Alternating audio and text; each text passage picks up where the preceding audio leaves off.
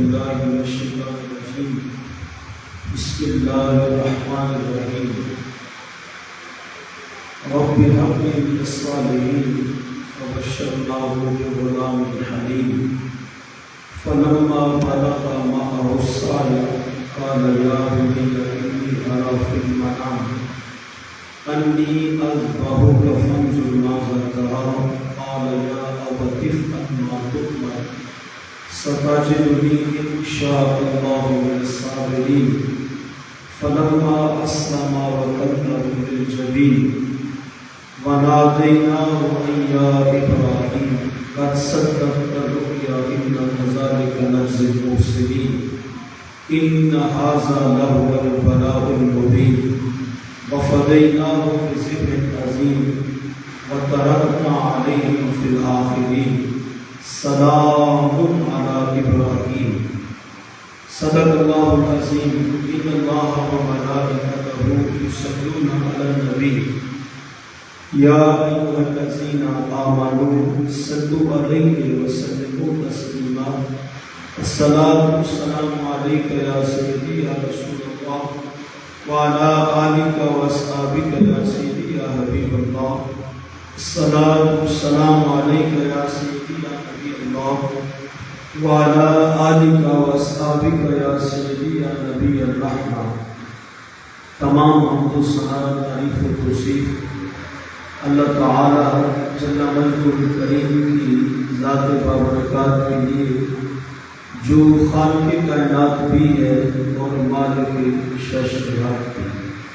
اللہ جل وعلا کی حمد و ثنا کے بعد حضور نبی اکرم شفیع امم رسول محتشم اللہ کے پیارے امت کے سہارے رب کے محبوب دانائے غیور مالک رقاب امم فخر عرب و عجم والی کون و مکان سیاہ لا مقام سید انس و جان سرور لالا رخام نیر تاباں سرنشین باہوشاں ماہ خوباں شہنشاہ حسینہ حضور ختم المرتبت احمد مصطفیٰ جناب حضرت محمد مصطفیٰ صلی اللہ علیہ وسلم کے حضور ناز میں اپنی نیاز مندیوں کا خیرات پیش کرنے کے بعد عالی مرتبت عالی وقار معزز مکرم محترم حاضرین و سامعین السلام علیکم ورحمۃ اللہ وبرکاتہ۔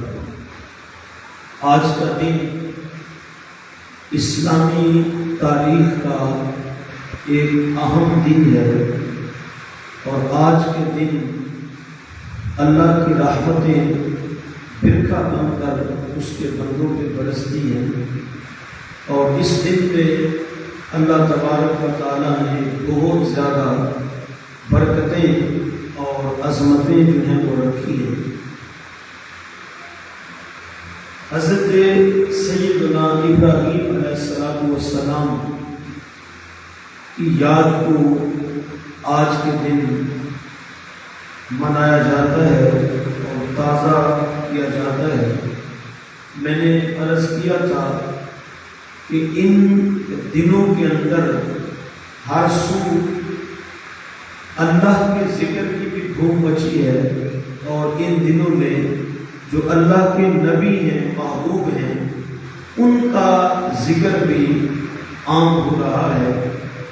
حضرت جناب ابراہیم علیہ السلام 90 سال کی عمر ہے، اولاد نہیں ہے، تو اللہ کی بارگاہ میں دعا کرتے ہیں رب ہب لی من الصالحین، یا اللہ صالح بیٹا عطا کر دے۔ 20 سال اللہ کے نبی نے دعا کی صالح اولاد کی، تو 20 سال کے بعد پھر جب جا کے اللہ تعالیٰ نے حضرت اسماعیل کی صورت میں فرزند عطا کیا تو آواز آتی ہے اے ابراہیم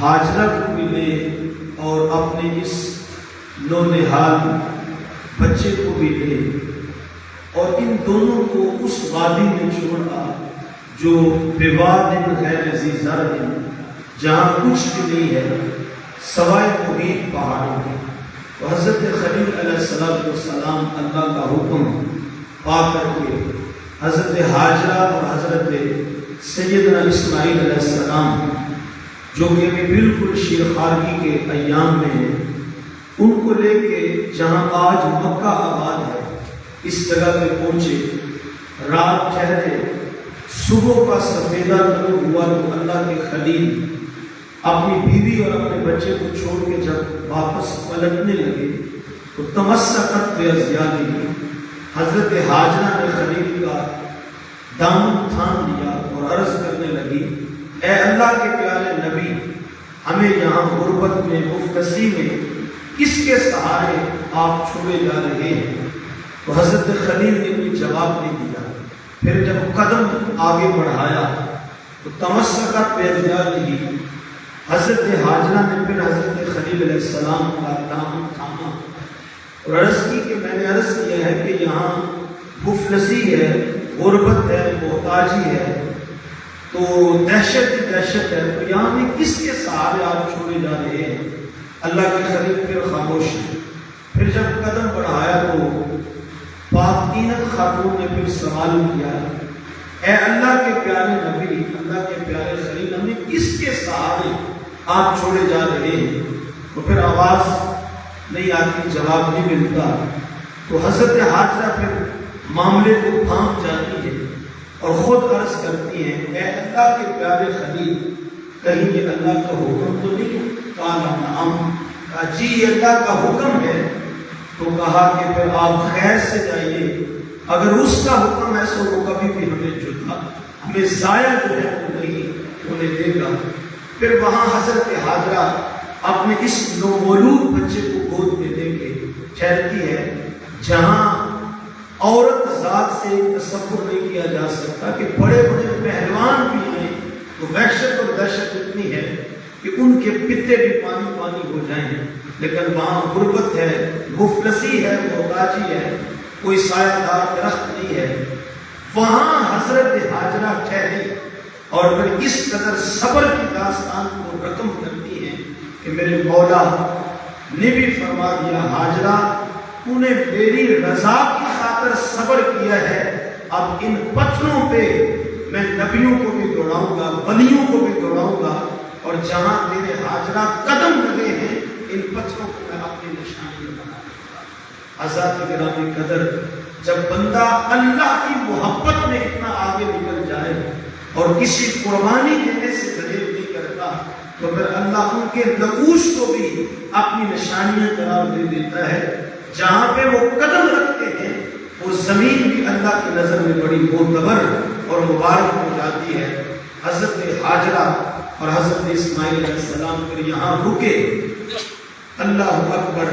حضرت اسماعیل کو جب پیاس لگتی ہے تو حضرت حاجرہ دائیں بائیں دیکھتی ہے کہ کہیں سے کوئی پانی مل جائے تو میں اپنے اس بچے کا حلق جو خشک ہو گیا ہے اس کو کر سکوں، لیکن کہیں بھی پانی نہیں نظر آتا۔ کبھی دائیں جاتی ہیں، کبھی بائیں دوڑ لگاتی ہیں۔ پھر جب خوف دامگیر ہوتا ہے کہ بچے کو کوئی نقصان ہی نہ چیز پہنچا دے، پھر دوڑی آتی ہے بچے کے پاس۔ تو ایک بار ایسا ہوا کہ جب دوڑ کر گئی پانی کی تلاش کرنے کے پانی نظر نہ آیا تو بڑی فکر مند تھی کہ اب کیا ہوگا، میرے بچے کا نرم و نازک گلا جو ہے وہ پیاس کی وجہ سے خشک ہو چکا ہے۔ تو پلٹ کر جب آئی تو کیا دیکھا، حضرت اسماعیل کے قدموں میں پانی کا چشمہ۔ اللہ اکبر۔ تو جب آئی دیکھا وہ آہستہ آہستہ چشمہ بڑھتا چلا جا رہا ہے۔ پھر آپ نے وہاں کا زم زم ٹھہر جا ٹھہر جا۔ حضور نبی اکرم صلی اللہ علیہ وسلم فرمایا کرتے تھے، ہم حاجرہ کے ممنون ہیں، وہ ہماری موسنا ہے۔ صحابہ نے عرض کیا یا رسول اللہ وہ کیسے؟ فرمایا اگر حاجرہ زم زم نہ کہتی تو یہ چشمہ جاری رہتا یہاں تک کہ پوری دنیا میں سیلاب ہو جاتی اور پوری دنیا میں اس کا پانی پہنچ جاتا۔ یہ تو حاجرہ کا احسان ہے ہمارے پہ، انہوں نے زم زم کہتے جو ہے اس پانی کو جو ہے تو روک دیا۔ حضرت گرامی قدر، اب حضرت اسماعیل علیہ السلام، قرآن کہتا ہے فلما بالغ معه السعی، جب وہ چلنے پھرنے کے قابل ہو گئے، یہی 12-13 سال کی عمر کو پہنچے تو اب اگلا حکم آ گیا، اے ابراہیم یہاں شام سے نکلو اور مکے کی جانب آج میں سفر ہو جاؤ، اپنے بیٹے سے جا کے ملاقات کرو، اپنی بیوی سے ملاقات کرو۔ حضرت ابراہیم خوش ہو گئے، اللہ تعالیٰ نے بیٹے سے ملاقات کا اذن دیا ہے، اجازت مل گئی ہے۔ خوشی خوشی جب گھر سے نکلنے لگے تو آواز آئی، ابراہیم اکیلے نہیں جانا، یا اللہ پھر کس کو ساتھ لے جاؤں؟ تو فرمایا ایک ہاتھ میں چھری پکڑنے، دوسرے ہاتھ میں رسی پکڑ۔ یا اللہ وہ کس لیے؟ کہا کہ ابراہیم اسماعیل کو ملنے نہیں جا رہا، بلکہ اسماعیل کو میرے نام پہ ذبح کرنے جا رہا۔ آج لوگ بیرون ملک جاتے ہیں، 2 سال 3 سال یا 4-5 سال کے بعد پلٹ کر جب باپ گھروں کا رخ کرتے ہیں تو وہ اپنے بچوں کے لیے انواع و اقسام کے کھلونے لے کر آتے ہیں۔ اللہ اکبر، ہمارا ایک ملنے والا ہے تو میں نے دیکھا کہ اس کے گھر میں پورا بورا بھرا پڑا ہے کھلونوں کا، ایک ہی بچہ ہے۔ تو میں نے اس سے کہا کہ اتنے سارے کھلونے کہاں سے آئے؟ اس نے کہا میں جب بھی باہر سے آتا ہوں، کسی دوسرے شہر گیا ہوتا ہوں تو یہ میرا ایک ہی بچہ ہے، تو میں واپس خالی ہاتھ نہیں آتا، اس کے لیے کوئی کھلونا لے کر آتا۔ تو وہ بیٹا جس کو 20 سال دعائیں مانگ مانگ کر حاصل کیا ہو، پھر 12 سال کی جدائی کے بعد پلٹ کر ابراہیم ان کو ملنے کے لیے آ رہے ہیں، تو اللہ تعالیٰ نے فرمایا ابراہیم تو نے کوئی کھلونا نہیں لے کر جانا، بلکہ تمہیں ہاتھ میں رسی اور چھری لے کے جانی ہے۔ آج بیرون ملک سے باپ جب واپس پلٹ کر گھر آتا ہے تو بچوں کے لیے کھلونے لے کر آتے ہیں، لیکن میرے رب نے کہا ابراہیم چھری لے جا، رسی لے جا۔ یا اللہ اس کی کیا وجہ ہے؟ فرمایا تم ملنے نہیں جا رہا، بلکہ اسماعیل کو میرے نام پہ تو ذبح کر۔ اب حضرت خلیل علیہ السلام مکہ پہنچتے ہیں تو حضرت ابراہیم جب گھر میں قدم رکھتے ہیں تو وفاشیار بیوی نے بھی محبتوں سے اپنے شوہر کا استقبال کیا اور بیٹا بھی پاؤں میں گرا، ادب کیا، باپ کا احترام کیا، تو سینے سے جب لگایا تو کہا یا بنیا، اے میرے پتر، اے میرے بیٹے، انی ارا فی المنام انی اذبحک فانظر ماذا ترا۔ بیٹا میں نے خواب دیکھا ہے، میں خواب میں تجھے ذبح کر رہا ہوں، فانظر ماذا ترا، بتا تو کیا کہتا ہے، تیری اس بارے میں رائے کیا ہے؟ تو باپ 11 سال کے بعد 12 سال کے بعد پلٹ کر گھر آئے اور مطالبہ بھی یہ کرے کہ میں تجھے ذبح کرنے آیا ہوں، تو پھر بیٹا تو کہنے کا یہ حق رکھتا ہے نا کہ ابا جی اگر آپ آئے ہیں، ہماری آنکھیں آپ کے انتظار میں تھی کہ کب آپ تشریف لائیں گے، تو اگر آپ آج آئے ہیں، آپ ہی کہہ رہے ہیں میں تجھے ذبح کرنے آیا ہوں، یہ کون سی محبت، یہ کون سا پیار ہوا؟ لیکن بیٹا بھی اللہ کا نبی ہے، باپ بھی اللہ کا نبی ہے، باپ بھی جانتا ہے اللہ کے لیے سب کچھ قربان ہے، اور بیٹے کی تربیت بھی یہ ہے کہ جب اس کا حکم آ جائے تو اس کی رضا کے لیے سب کچھ قربان کر دیا جاتا ہے۔ تو خیر حضرت اسماعیل علیہ السلام نے آگے سرز دیا، ابا جی آپ کو جو حکم ملا ہے آپ کر گزریے، ستاجدنی انشاءاللہ من الصابرین، میرے رب نے چاہا تو میں ثابت قدم رہوں گا، میں آہ بھی نہیں کروں گا، میں سیدھت بھی نہیں کروں گا۔ یا ذرا قرآن کا اسلوب دیکھیے، 2 لمحوں کے لیے میں آپ کی توجہ کا طالب ہوں۔ حضرت خلیل نے فرمایا اپنے بیٹے اسماعیل سے، اذبحک کا، بیٹا میں تجھے ذبح کر رہا ہوں، تجھے ذبح کرنا چاہتا ہوں، بتا تو کیا کہتا ہے؟ تو حضرت اسماعیل نے یہ نہیں کہا یا ابا اذبح، ابا جی آپ کو اگر ذبح کرنے کا حکم ملا ہے تو یا ابا اذبح، آپ ذبح کر دیں مجھے، یہ نہیں کہا۔ باپ کہتا ہے بیٹا تجھے ذبح کرنا چاہتا ہوں، اور بیٹا عرض کرتا ہے یا ابا تفعل، ابا جی ایک ذبح کیا چیز ہے، آپ اسماعیل کے جسم کے ٹکڑے ٹکڑے بھی کرنا چاہیں آپ کر سکتے ہیں، میرے رب نے چاہا، کام تو بڑا مشکل ہے لیکن میرے رب کا کرم ہو گیا، انشاءاللہ من الصابرین، تو آپ اپنے بیٹے کو ثابت کر دیں۔ حضرت خلیل علیہ السلام نے کہا ہاجرہ میرے بیٹے کو تیار کر دے، ایک مہمان کی دعوت کے ہم مہمان بن کے کسی میزبان کی دعوت پہ جا رہے ہیں تو حضرت حاجرہ جب اسماعیل کو تیار کرنے لگی، غسل دیا، کپڑے پہنائے، سرما لگایا ہوگا، خوشبوئیں جسم پہ ملی ہوں گی، تو جب حضرت حاجرہ تیار کر رہی تھی تو شیطان آ گیا. اس نے کہا حاجرہ سنا ہے، پتا ہے تجھے ابراہیم اپنے بیٹے کو کہاں لے کے جا رہا ہے؟ کہا وہ ایک ان کا دوست ہے، اس نے دعوت کی ہے، دعوت کے لیے جا رہے ہیں. کہا دعوت کوئی نہیں کی ہے، وہ اللہ کے نام پہ اس کو ذبح کرنے جا رہا ہے. تو آپ نے کہا اچھا اللہ کے نام پہ ذبح کرنے جا رہا ہے؟ کہا بالکل اس کو رب کا حکم ملا ہے. حضرت حاجرہ فرمانے لگی دفع ہو جا، پھر ایک اسماعیل کیا اگر 1000 اسماعیل بھی ہو اس کے نام پہ قربان کر.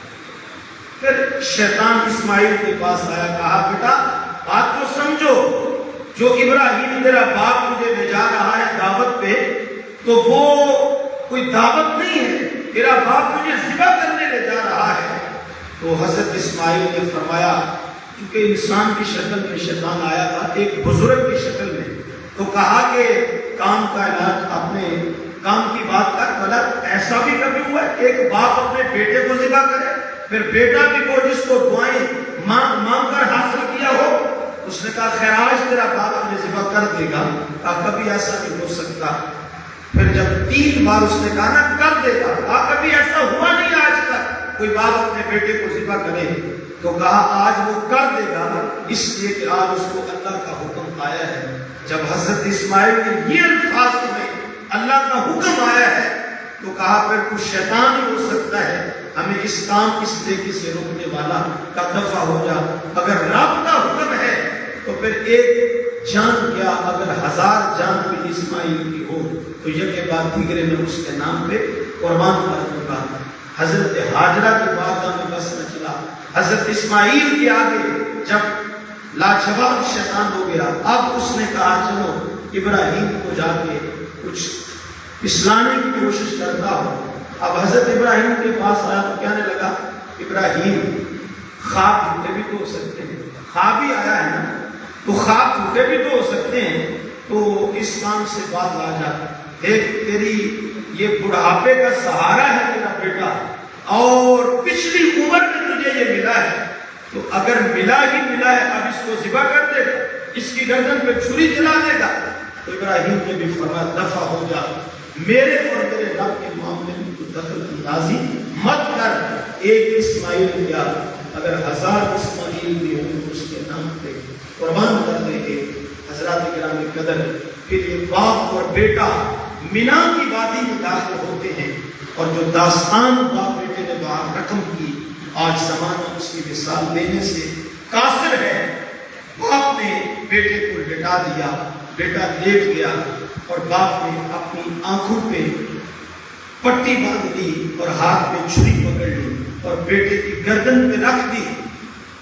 آسمان تھر تھرانے لگا اور حوروں کی چیخیں نکل گئی اور فرشتے برتہ حیرت میں مبتلا ہو گئے اور ساری مخلوق حیرت میں ڈوبی ہے کہ یہ کیسا منظر آج دیکھنے کو مل رہا ہے کہ کبھی کسی باپ نے بیٹے کو اس طرح بھی ذبح کیا ہے.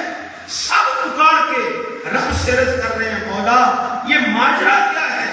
تو اللہ تعالیٰ نے فرمایا فرشتوں تمہیں نے تو کہا تھا کہ انسان کو نہ بنا، یہ قتل و غارت کرے گا، یہ فساد برپا کرے گا. تمہیں آج ایسے انسان کی زیارت بھی کروانا چاہتا ہوں، دیکھ لو یہ بھی میرا انسان ہے، یہ بھی میرا بندہ ہے جس نے اپنے بیٹے کو نہیں دیکھا بلکہ اپنے رب کی رضا کو دیکھا ہے اور میری رضا پہ اپنا سب کچھ قربان کرنے کے لیے آمادہ ہو. حضرت خلیل علیہ السلام نے مینا کی وادی ہے جب چھری کو تیز سے چلایا، اب چھری چلتی نہیں ہے، پھر زور لگایا چھری چلتی نہیں ہے، پھر زور لگایا چھری چلتی نہیں ہے. چھری کو مخاطب ہو کے کہا کہ تو چھری ہے، تیرا کام کاٹنا ہے اور میرے بیٹے کا گلا ریشم سے بھی نرم و نازک ہے، تو تو اسماعیل کے گلے کو کیوں نہیں کاٹتی. تو چھری نے اللہ سے زبان مانگ لی، اللہ نے زبان عطا کی. تو چھری عرض کرتے ہیں ابراہیم آگ کا کام جلانا ہوتا ہے، تو جب نار نمرود میں آگ کو پھینکا گیا تھا تو نار نمرود میں آگ جا کے جلے کیوں نہیں تھے؟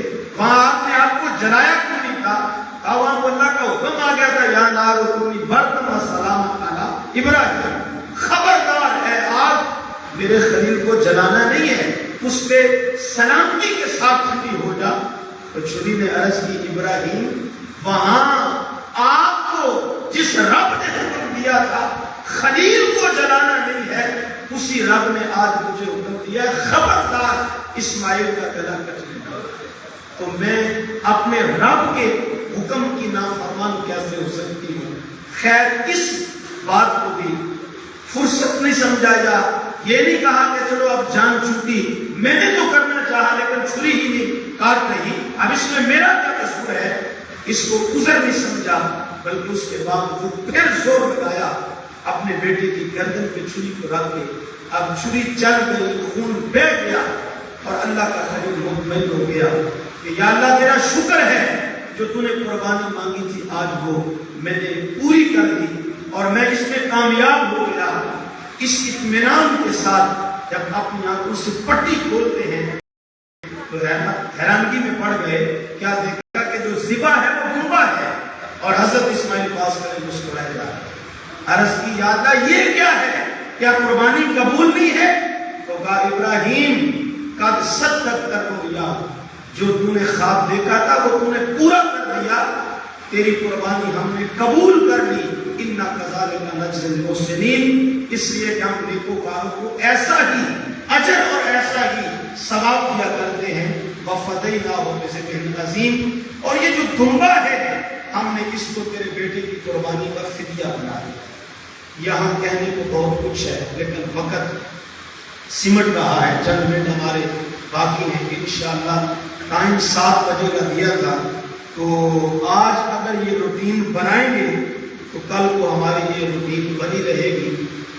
مجمع دیکھ کر اگر ہم لیٹ ہوں گے تو پھر تو معاملہ خراب ہوگا، لوگوں کے ذہن میں یہ بات آ جائے گی کہ لو جی یہاں لیٹ ہو ہی جاتا ہے۔ تو 7 بجے اگر آج نماز کھڑی ہو جائے گی تو چلو جو رہ جائیں گے ان کو یہ تو کم از کم ہوگا کہ وقت کی پابندی ہوتی ہے تو خیر ٹائم سے پہنچنا ہے۔ تو میں ایک دو باتیں صرف عرض کر کے پھر آپ کو نیت بتاتا ہوں اور طریقہ نماز عید الاضحیٰ کا آپ سے عرض کرتا ہوں۔ تو میں عرض کر رہا تھا جو دمبا ذبح ہوا، لیکن معذرت کے ساتھ میں عرض کرنا چاہوں گا بھئی یہ دمبا اصل قربانی نہیں ہے، یہ دمبا تو قربانی کا فدیہ ہے۔ عجیب بات ہے، آج ہمیں جو فدیہ آیا وہ تو یاد ہے لیکن جو اصل قربانی ہے آج وہ اس کو ہم نے بھلا دیا ہے۔ اصل قربانی کیا ہے، قربانی کی حقیقت کیا ہے، قربانی کا فلسفہ کیا ہے، تو میں ایک جملے میں آپ کو عرض کر دیتا ہوں قربانی کیا ہے اور قربانی کا تصور، قربانی کا فلسفہ اور حقیقت کیا ہے۔ تو ایک جملے میں عرض کرنا چاہوں گا، قربانی آپ پوچھیں قربانی کس چیز کا نام ہے تو میں عرض کروں گا اپنے باپ کے سامنے بیٹے کا اپنی خواہشات کو ختم کر دینے کا نام قربانی۔ پھر سنیں، اپنے باپ کے سامنے بیٹے کا اپنی خواہشات کو ختم کر دینے کا نام جو ہے وہ قربانی ہے۔ تو آج ہم قربانی تو کریں لیکن اپنی خواہشات کو باقی رکھیں۔ آج ہم قربانی تو کریں اپنی انا کو باقی رکھیں۔ آج ہم قربانی تو کریں لیکن آج ہماری جو طلب تمنا ہے وہ وہیں پہ رہے۔ تو پھر مقصد یہ ہے کہ ہم نے جانور کو قربان کیا ہے، اس کی گردن پہ چھری کو چلائی ہے، لیکن قربانی کی حقیقت کو ہم سمجھ نہیں پائے ہیں۔ تو آئیے جہاں جانوروں پر ہم نے چھری چلانی ہے وہاں آج ہم نے اپنی انا کو بھی ذبح کرنا ہے، جہاں جانوروں کو ذبح کرنا ہے وہاں ہم نے اپنی خواہشات پہ چھری چلا کے اپنی خواہشات کو بھی ذبح کرنا ہے۔ ہمارے معاشرے میں کیا ہوتا ہے، باپ ناراض ہے، ماں ناراض ہے اور بیٹا 20 لاکھ کی قربانی کر رہا ہے، وہ 30 لاکھ کی قربانی کر رہا ہے۔ خدا کی قسم میں آپ کو حقیقت بتا رہا ہوں، اگر باپ ناراض ہو، ماں ناراض ہو تو آپ 60 لاکھ کی بھی قربانی کر دیں، اللہ کی بارگاہ میں قربانی قبول نہیں ہے۔ اس لیے کہ حضرت اسماعیل علیہ السلام نے اپنے باپ کے سامنے سر تسلیم خم کر کے بتا دیا ہے کہ قربانی اس کو کہتے ہیں اپنے باپ کے سامنے بھی بندہ جھک جائے اور اپنے رب کے سامنے بھی اللہ کے حکم کو ماننا اور والد کے حکم کو ماننے کا نام کیا ہے؟ قربانی ہے۔ اور دوسری بات یہ ہے، دیکھو قربانی کا جانور جب ہم خریدنے جاتے ہیں تو ہم کہتے ہیں ذرا اس کو توڑ کے دکھا، اس کی چال تو ٹھیک ہے، کہیں لنگڑاتا تو نہیں ہے، کانوں کو چیک کرتے ہیں کہیں کان کٹا ہوا تو نہیں ہے، سینگوں کو چیک کرتے ہیں کہیں سینگ بھرا ہوا تو نہیں ہے۔ کس لیے؟ اس لیے کہ جو عیب والا جانور ہے اس کی قربانی جائز ہے۔ عیب والے جانور کی قربانی ہوتی، اللہ فرماتا ہے میرے رستے میں دینا ہے تو عیب والا نہ دے بلکہ بے عیب دے۔ توجہ چاہوں گا، میاں جانور جب ہم خریدنے جائیں اس کو ٹرا کر بھی دیکھیں، اس کا کان بھی دیکھیں، اس کے سینگوں کو بھی دیکھیں، اس کے پورے وجود کو دیکھیں، اس میں کوئی عیب نہ ہو تو کبھی قربانی کا جانور خریدتے ہوئے جتنے عیبوں کو ہم ڈھونڈتے ہیں کبھی ہم نے اپنے عیبوں کو بھی دیکھا کہ جو قربانی کرنے والا ہے ہمارے اندر کتنے عیب موجود ہیں۔ ہم باپ کے نافرمان ہیں، ہم ماں کے نافرمان ہیں، ہم رشتہ داروں سے لاطالقی کرنے والے ہیں، تو میاں ایسے شخص کی قربانی کو اللہ تعالیٰ قبول نہیں کرتا۔ کہ تو اللہ کا شکر ادا کرو، اللہ تعالیٰ نے پردے ڈالے ہوئے نسبت مصطفیٰ کا صدقہ، مگر نہ پہلی امتوں میں ایسا نہیں ہوتا تھا۔ پہلی امتوں میں جس نے قربانی کرنی ہوتی وہ اپنے جانور کو ذبح کرتا اور قربانی کے جانور کو پہاڑ پہ رکھاتا، آسمانوں سے آگ آ کے جلاتی تو اس کی قربانی مقبول تصور ہوتی، اگر آسمانوں سے آگ جلا آ کے نہ جلاتی تو اس کی قربانی مردود ہو جاتی، رد کر دی جاتی، وہ شخص زمانے میں رسوا ہو جاتا۔ لوگ کہتے تھے وہ کتنا بد نصیب ہے، اس کی قربانی کو قبول ہی نہیں کیا گیا۔ توجہ چاہوں گا ان جملوں پہ، میاں میرا پیسہ حلال کا ہے یا حرام کا، میں نے وہ جائز طرح سے کمایا ہے یا ناجائز طریقے سے کمایا ہے، آج ہم رسوا نہیں ہوتے ہیں۔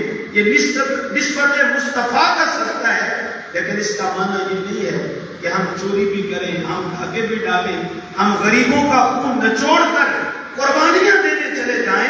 قربانی ہمیں بتاتی ہے کہ صرف تم نے جانوروں کو ذبح نہیں کرنا، اپنی خواہشات کو بھی ذبح کرنا ہے، اپنی انا کے اوپر بھی تم نے چھری چلانی ہے، اور جو مال ہونا چاہیے، جس طرح جانور میں عیب ہونا چاہیے، جس مال سے جس رقم سے آپ نے وہ جانور خریدنا ہے وہ رقم بھی وہ وائٹ ہونی چاہیے، وہ رقم بلیک بھی ہونی چاہیے، وہ رقم حلال کی ہونی چاہیے، تب جا کے اللہ تعالیٰ قربانی کو قبول فرمائے گا۔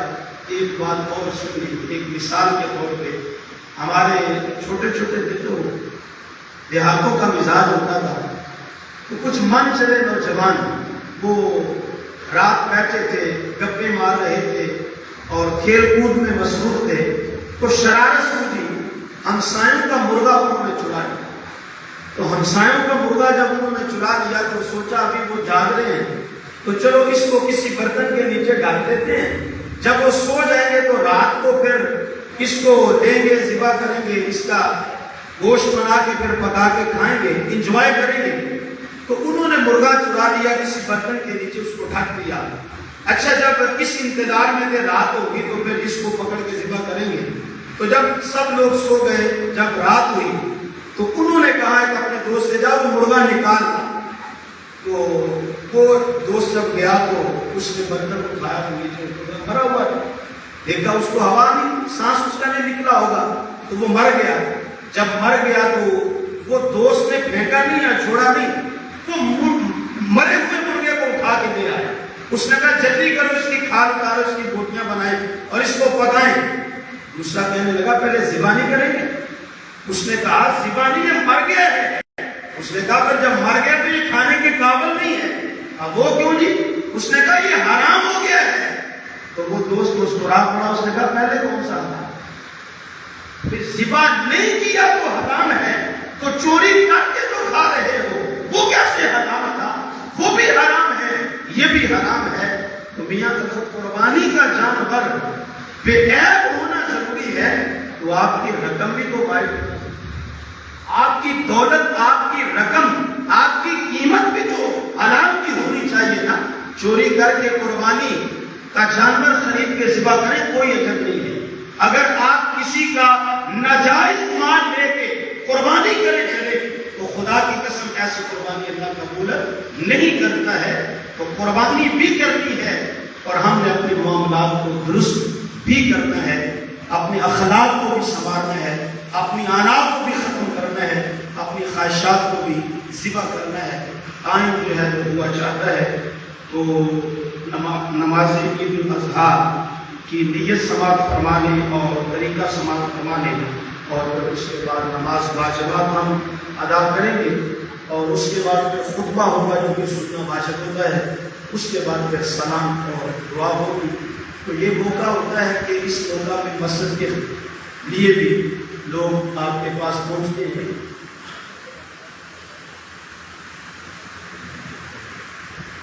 دوسرا ہمارے یہاں پہ ہم نے ماہانہ درس قرآن پاک کا آغاز کیا ہے۔ پہلے ہر ماہ جو 11ویں شب ہوتی تھی اسی موقع پہ ماہانہ درس قرآن بھی ہوتا ہے، تو گاہے گاہے آپ کو اطلاع بھی ہم کرتے رہیں گے، تو آپ احباب سے بھی گزارش ہے اس پروگرام میں بھی تشریف آیا کریں۔